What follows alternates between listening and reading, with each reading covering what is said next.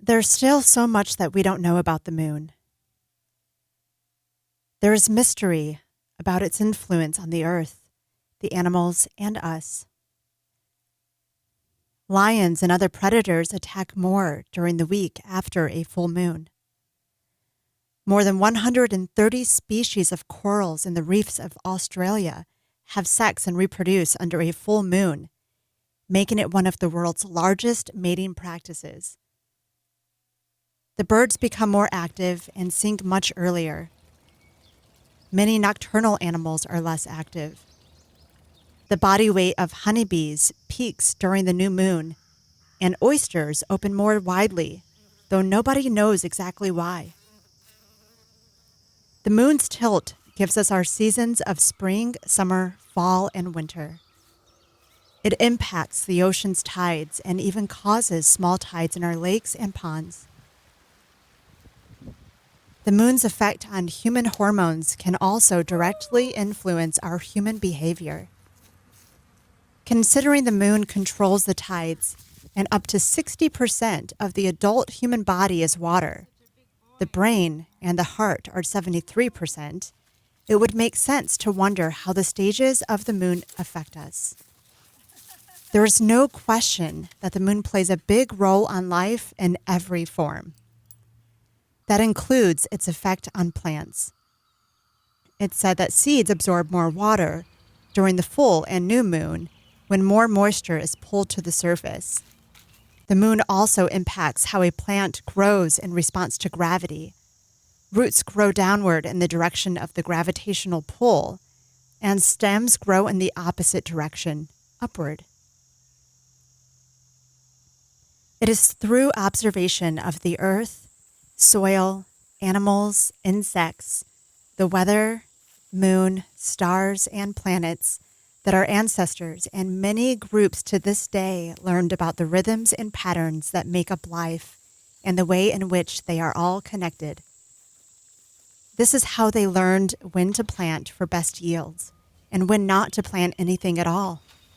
They also learned when it's best to harvest and when it's best to make changes in the garden. With the rise of technology, much of this information has been lost and was no longer passed down generation to generation.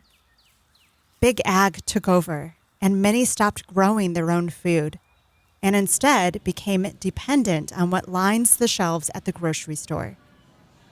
However, there are some groups, old school farmers and tribes, who held this information sacred. For those who want to learn about this ancient way to plant and grow food, I'm going to share some of it with you in this video. This is the way I have been planting my gardens and food forest.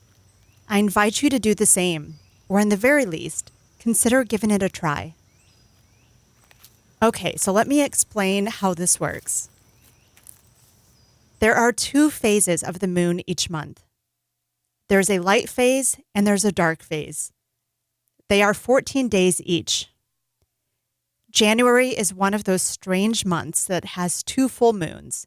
March also has 2 full moons. When there's no moon visible in the sky, that's the new moon. From the new moon until the full moon, the moon is in its light phase. It's waxing, going back to full light. During this time, you want to plant anything that grows above ground, such as kale, lettuce, tomatoes, and zucchini. It's also a good time to plant your annual flowers.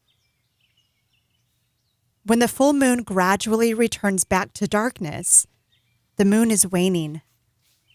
This is its dark phase.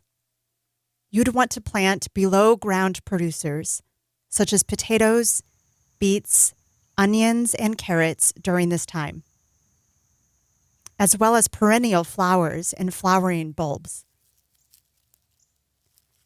There are 12 astrological signs. They start with Aries in the head and end with Pisces in the feet.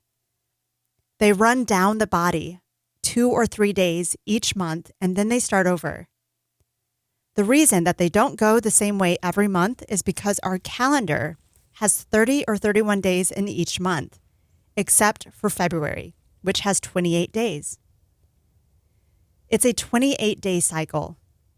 There are 4 very fertile signs: Scorpio, which governs the loins, Pisces, feet, Taurus, the throat and neck, and Cancer, the breast. Those are the 4 most fertile signs. That's when you want to plant, when the sign is in one of those. How do you find that out? You can check the Farmer's Almanac for what signs rule on what day. Or there are other moon and astrology calendars that you can check out online and customize them to your postal code.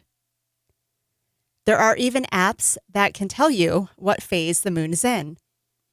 I personally like to have that kind of information in paper form in the event that our power goes out for an extended amount of time, so I keep a Farmer's Almanac on hand, and I also use a moon calendar.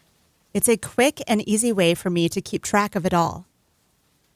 And for a limited time, you can purchase a photo moon calendar from me on my website in the description below. There are 2 signs, Aries, the head, and Leo, the heart and back, that are the killing signs.